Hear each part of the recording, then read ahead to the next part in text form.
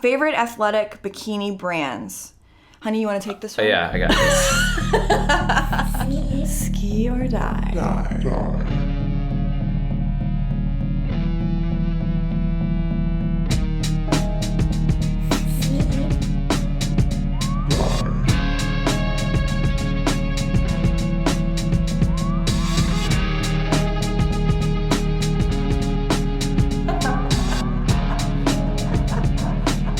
Ski or die? She gets after it from first pass all the way through. Yeah, that was about the best pass we've seen all day. She was not going to be denied. She's a powerful, powerful skier. I tell you what she is she's really, really strong. Very aggressive. Ladies and gentlemen, give it up please for Elizabeth Montavon. Hey guys, welcome back to the Ski or Die podcast. I'm your host, Elizabeth Montavon. I'm Stevie Island. And if you're new around here, we're going to go over the rules of the show really quick. So we are an organic show, which means we need your help to grow the Ski or Die community. So if you learn anything today, if we give you a fresh perspective, please share this episode with somebody who you think would benefit or would enjoy the content as well. That's all we ask. So today's format is a new format we're introducing. We were inspired by the Chasing Excellence podcast with Ben Bergeron, which is one of Stevie's favorite shows. And we're going to use the format called the 2-minute drill. So if you're not familiar, it's a series of rapid fire questions, and you try to give, a decent comprehensive answer in under 2 minutes. So it's not all long and drawn out. It's just very rapid fire. So the other night, I did a Q&A on my Instagram story. I did a ski Q&A, and a bunch of people submitted some questions, but instead of answering them on my story like I traditionally would, we actually saved them and are doing them on today's show. Yeah. Should I get an actual timer out? I guess you could. Maybe we'll do a stopwatch. It doesn't buzz at us, but we Yeah. can just have it for reference. Especially because it's both of us, so... Yeah, we have to... Okay, so I guess I'm just going to start thinking. Questions. I know. Oh. Okay, guys, so first question. Do you wash the lake water out of your hair every day after skiing? I feel like this is a girl-specific question. So, no, I do not. If you're a girl, you'll know that washing your hair every day and styling your hair every day is a bigger task than any man could possibly understand. So no, I don't wash the lake water out every day. And I ski in a lake that's pretty clean. So I wash it like every other day, every 2 to 3 days. Dry shampoo is my best friend. A really good hair oil is my best friend. But yeah, washing lake water out of your hair every day is not necessary. But you didn't grow up in Dallas like I did, where it was literally a mud pit where we skied. So you get out of the water, and I used to have long hair in high school. Down to the small of my back. I had long hair. And I would get out and it would just be caked with mud. Ew. Just from skiing. It was really gross. Caked with mud? Were you just going out the front to the bottom of the lake? I was a little hyperbolic. It was just Dave did that once, my dad. Oh my God. He went out the front and his ski went flying through the air like a helicopter. He went straight into the mud because it's only 4 feet deep. He comes out and his head was like a Q-tip. Oh, with mud sticking out of his head. Oh no. Dave, I'm really sorry we shared this story about you. Oh my God, it was amazing. Okay, next question. Have you ever gone through times when you just don't want to ski or you just went off of it? So somebody actually asked me this the other night at a dinner party, kind of a similar question. And, the truth is, there's never really times when I don't want to ski. Do I have a handful of days out of the year where I wish it wasn't so intense? Probably. I'd say there's probably a collective of 14-ish days out of the year where I'm just oh my gosh, what do normal people get to do? Because I just feel like my schedule is I run so tight on a schedule, everything's so rigorous, everything is very, very intense, nothing is really just done for fun. I am very, goal-oriented. I have an objective I'm trying to achieve basically every day, whether it be in the gym or at work or skiing or, whatever. So there's about 14 days out of the year where I'm oh, do I really want to keep doing it this way? But they're usually not days in a row, right? They're 14 days sprinkled in there. Probably means I need a rest day or something, honestly. I'm very much looking forward to my rest day tomorrow. Yeah? Yeah. Are you having one of those days today? I'm having one of those days today. One of the 14? I'm doing 2-a-days today, actually. Skiing twice. Yeah, so Stevie's going to ski a couple sets with me this morning, and then he's going to ski a set later with his other one of his other training partners. So he's going to do a 3-a-day in total. But you're not going to the gym tonight. No, skipping the gym. Yeah, so it's survivable. So you're like, quit being a bitch, dude. You're not even going to the gym, whatever. Well, you hear those stories about the GOAT 3-eventers back in the day, and they do 5 sets a day. And I still do that. It's not back in the day. I don't know that You go many to people ski who school do. now, I don't know. No, I don't know that many who are good who do 5 sets, Yeah. a real 5 sets. I feel like I've been to Jack's a few times, and the 3-eventers are just going literally all day. That's true. Yeah. That's nonstop. probably the site where you're going to see true 3-eventers train. It's Yeah. Jack's, actually. No doubt. Ooh, look at that. Ooh, right 2 on time. minutes, 2 minutes. Roman. See, we're getting good at this. Okay. Favorite athletic bikini brands. Honey, you want to take this one? Yeah, I got this. So a lot of my bikinis that I have right now are a brand called Black Bow. The guys are not going to get this part. So they have a lot of different cuts for the bottoms, depending on how much coverage you want on your bum.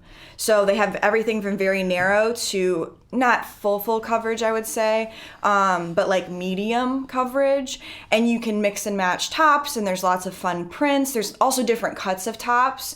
So yeah, that brand I've kind of liked, but all of that being said, I really have liked skiing in my CrossFit shorts. I bought, 5 pairs a couple weeks ago, and that's what I've been wearing as my bottom when I ski, and it's just so much more secure. And I don't even wear bikini bottoms under the shorts, I just wear the shorts, because this is another thing guys wouldn't understand. Layering up tight layers of clothing is so uncomfortable. Most of men's stuff is cut to be kind of loose for what you got going down there. But bikini bottoms and tight shorts on top of each other suck. So, if I had to give somebody advice moving forward about how to dress athletically for skiing, buy CrossFit shorts and try to find bikini tops that kind of coordinate with those colors, and then you'll feel set. If you want it to be truly athletic. If you're looking for just an actual cute bikini, Black Bow's a good option. Fair enough. Would you agree? I full-heartedly agree. Okay. What is your 0 off type? So this is an interesting one because I really have to answer by boat at this point. I don't know about you. A little bit.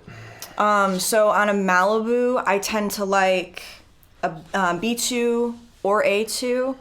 On the newer Nautiques, I have liked A2 in the past, but right now I'm really liking C1. On a 200 Nautique, I liked B2. On a Mastercraft, I've liked everything from C1 to C3. So that probably helped none of you at all. That's a lot. I'm C2 for everything except for the new Mastercraft. I kind of like a C3. That doesn't surprise me because I like C3 too. Yeah. Simple for me. But when you were on For the... you, it's like a formula. You're like that meme from It's Always Sunny. Well, what happens a lot in tournaments is when I'm feeling a little bit, feeling the pressure of the event, I tend to rely on my strength a little bit more. If you ever watched a video of me ever, you'll see that I throw skill out the window and I get very athletic. And when I use more of my strength, I need to feel that reciprocated in the boat, right? So I tend to up the letter number up into the C range, even all the way up to C3 if I need it, so that I feel like I'm, dancing with a worthy dance partner. I need that reciprocated strength. So I'm not saying it's a good thing that I can ski C1, C2, C3, and I've done it a lot in tournaments. I would like to be more skill-based and then be able to enjoy that rhythm of like an A2, or an A1. But that's kind of a learning curve that I'm on personally. Okay, another question. Best and most effective training out of the water to get course ready? Aside from training in the gym and eating well, to get course ready, you just have to spend time on the water. Yeah, there's no gym activity that I've found that you can do in the off season to not, to prevent you from being super sore once you get back into it. Because I took off season every year when I was growing up in Dallas, and getting back in was always like, you just had a couple weeks where you were just sore and bad. Well, and even if you think like you're going to train any rhythm or any skills out of the water for the water, I've never seen anybody really successfully execute on that. I see people who like at the tournament, when they're doing their warm up, they like walk a big zigzaggy line and throw their arm out and like, I've seen that. Yeah, they walk, and I'm like, that doesn't do anything for you. You're just nervous and you're trying to burn off some of the nervous energy, but you're not going to learn anything Maybe from it's that. just a mental thing, like the Lindsey Vonn, like has to envision the course before she goes in, Have you ever seen her do that? Yeah, but I'm not going to say any of us are on Lindsey Vonn's level. Let's like not even. Yeah, but you can still maybe use her technique. You don't have to be Lindsey Vonn to be Lindsey Vonn. The only thing I think I would throw in, maybe like into the running for an answer to this question, other than you just, spend time on the water, practicing your alignment by tying a rope up to a tree or something really stable and practicing that long alignment. And if you have somebody, I do this with Stevie, we'll have to do a video of this sometime. He'll jerk on the rope, and the goal is to get back to your alignment as fast as possible and to kind of be, the least amount disturbed possible in the face of that, artificial adversity. We'll have to do a video of that so people can see what we mean. Yeah. But I think, practicing alignment on land is usually pretty productive for people because they'll think they've got it on the water, like I'm doing it, and then I show them on land and I really like get them lined up and they're like, oh, this is what this is supposed to feel like. And yeah. And then you can kind of see it. You can have a visual that you want to get to in the course. Mm-hmm. There's also a program coming out, a Ski or Die program that could help you. You're going to tell them about this? Go ahead. You already started. You opened up the door. So we are doing programming. We're coming out with programming in a month or so called Ski or Die program. We're going to have 2 tracks. There's going to be a foundations track, and there's going to be, what do we call the second one? The athlete programming track. And the foundations track is more calisthenics, stretching, and core stabilization skills. And it's both of the tracks are going to be a bit of a warm-up, and then there's like basically an isolated strength part, and then there's a Metcon. And for those who don't know what a Metcon is, it's kind of like a high intensity or a low intensity, 15 to 20 minute, metabolic cardio conditioning. and metabolic conditioning. Yeah, Metcon stands for. That makes sense. Oh, I didn't know it actually stood for something. Really? You're the actual, Oh my God, this is awesome. No, so we've been getting a lot of questions, people asking us, hey, can you post your workouts daily? How does Stevie look the way that he does? Like, what do you guys do in the gym? And we realized there's a lot of different types of skiers out there. So we wanted to develop our own programming that is productive and conducive to different starting points. So the Foundations program is going to be really good if you don't really have a lot of consistent gym experience because it's mostly body weight oriented. I think it's completely body weight oriented. Foundations is. Yeah, Foundations So Foundations will be accessible to basically anyone. Yeah, or if you're somewhere where like gyms aren't open or it's hard for you to get to a gym, this would be a great way to build a lot of those stabilizing muscles, great way to get started getting moving. And then our Ski or Die athlete programming is going to be a little bit CrossFit inspired, but more accessible than CrossFit. Like you won't necessarily need all of the CrossFit equipment that's in a traditional CrossFit gym. This is for people who have a little bit of gym experience, like they want to throw a little bit of weight around, they want to work with equipment. Mm-hmm. It's a little bit more intense. This is where a lot of like the big strength building is going to come from. Mm-hmm. So this is good for people who have some athletic experience. They want to take it to the next level in an organized way. Or they, just enjoy being in a physical gym. They don't want to train at home. This would be another good option for you. They're both going to be 8-week programs. We've had a few other ideas for different structures, but we felt like a good starting point, especially in the beginning of the season, as people get ready for their tournament season, is going to be this foundations or athlete programming. So if you're getting ready for tournament season and you need to cross train and you have no idea where to get started, foundations is good for you. If you like the gym, you just want some direction for once, and you're getting ready for your ski season, ski or die athlete programming is going to be good for you. And it's raining now. And it just started raining. Which is why we're recording this podcast and not at the lake. But it's also going to be an ebook. Yes, it will be an ebook situation, so it'll be an instant download. You can have it on your phone, And iPad, we'll be giving whatever. sample workouts for free as well. Yeah, so we'll be posting about that on our social, like sample workouts, and there'll be some samples you can look at online before you know, if you choose to buy the programming, just so you have an idea of what it's going to be like. But we're very excited about that. Yeah, it's going to be amazing. I can't wait.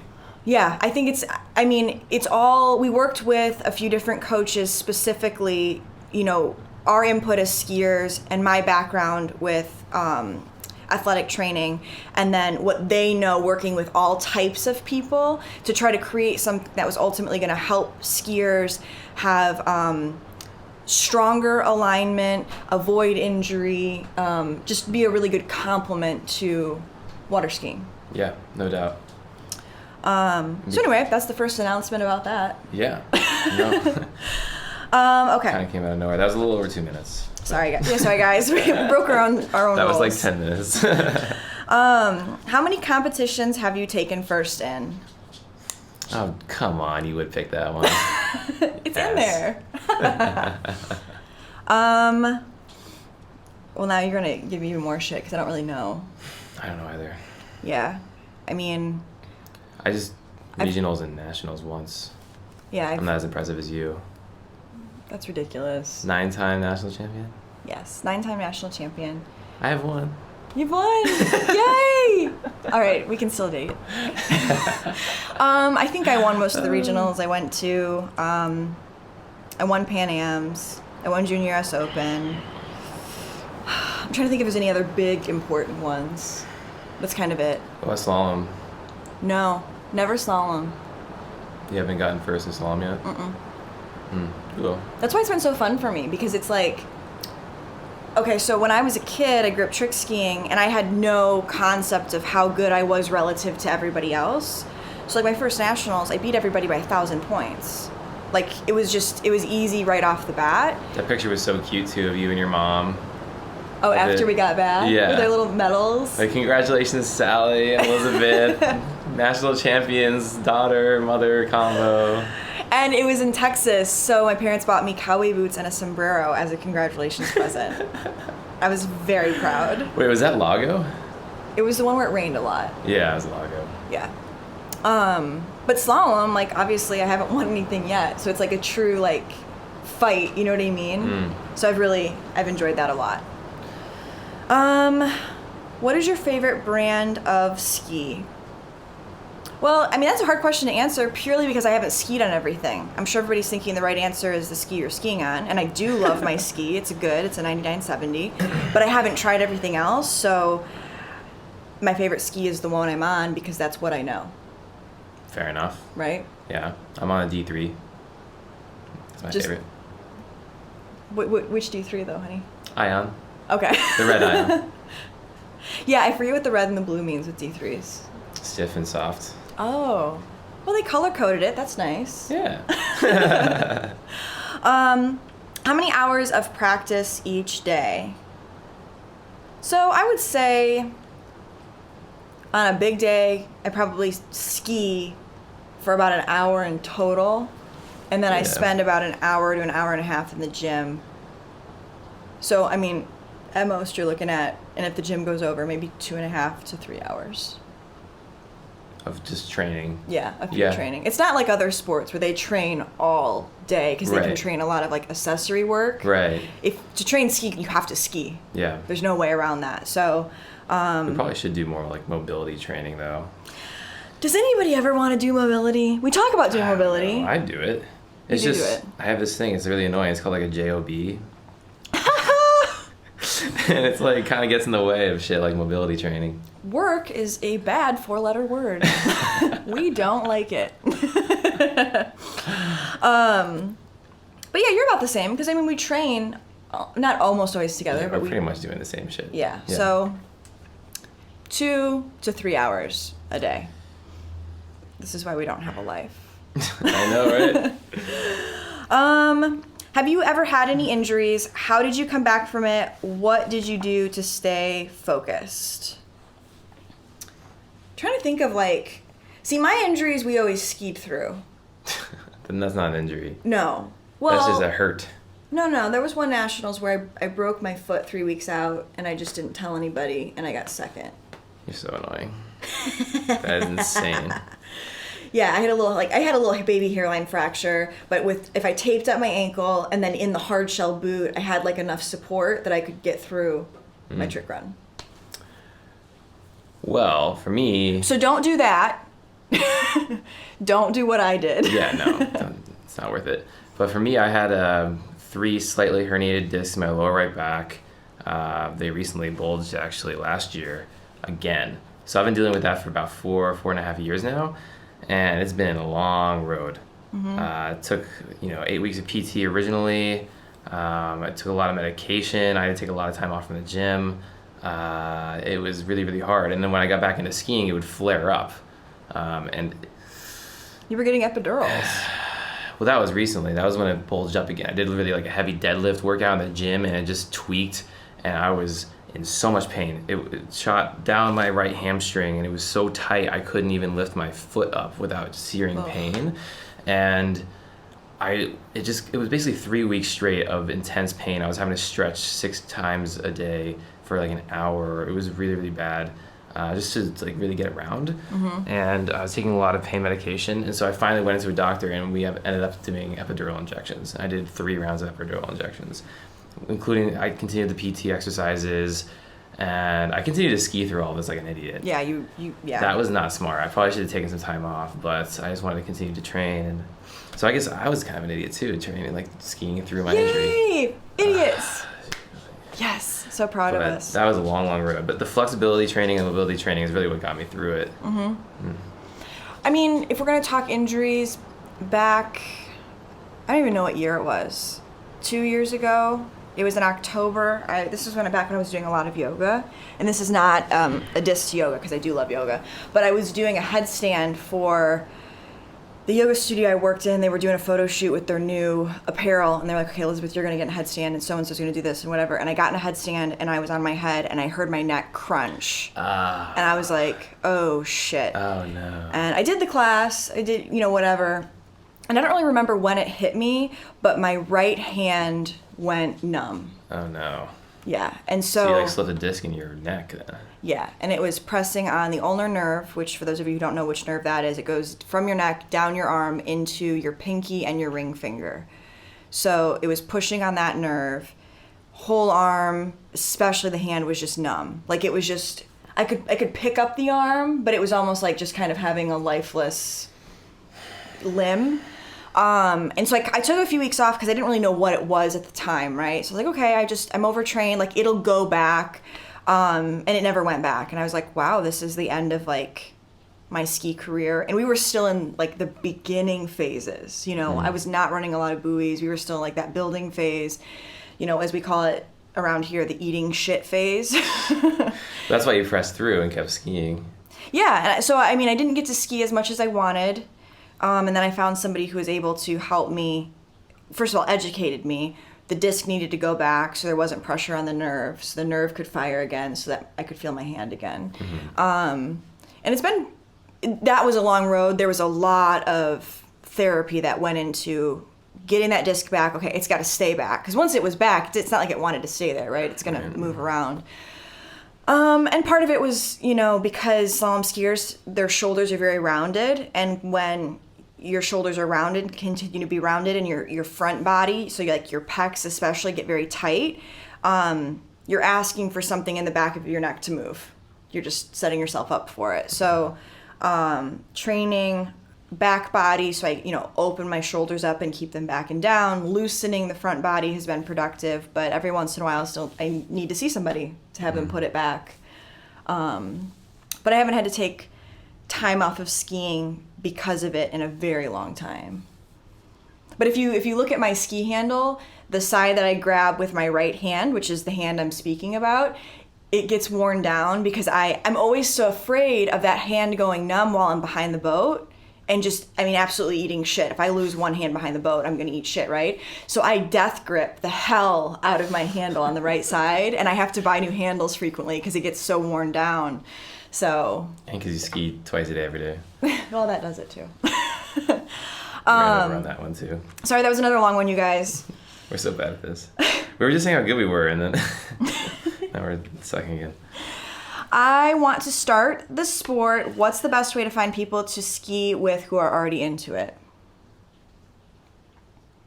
What would you say? Good question.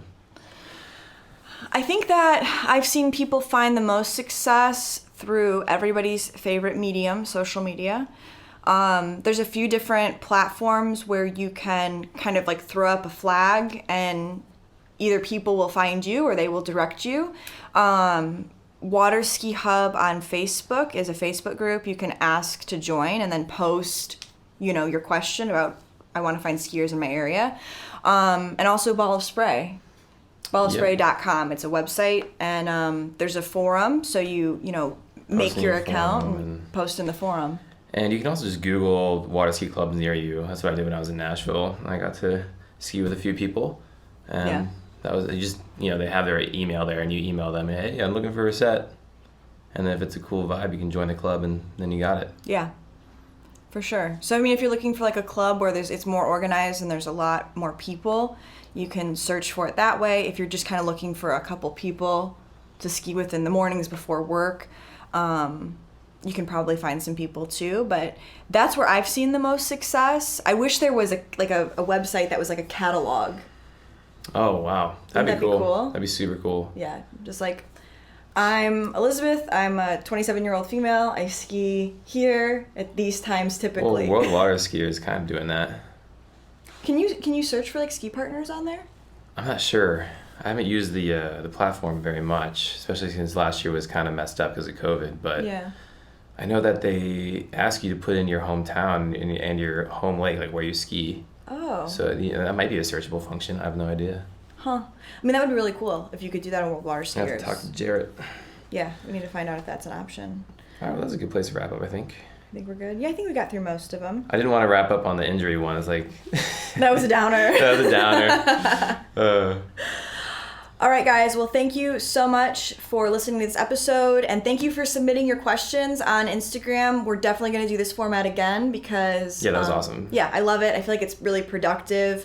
There's times to have an episode about one topic, and there's times to rapid fire through a lot of topics. So, for sure. Thanks so much, you guys. Thank you. All right, guys, episode's over. Please leave a review and subscribe up on Apple. It would mean so much to me. And if you want to be the first to know about all things Ski or Die, shoot me a text at 561-468-3603, and we'll get you added to the community.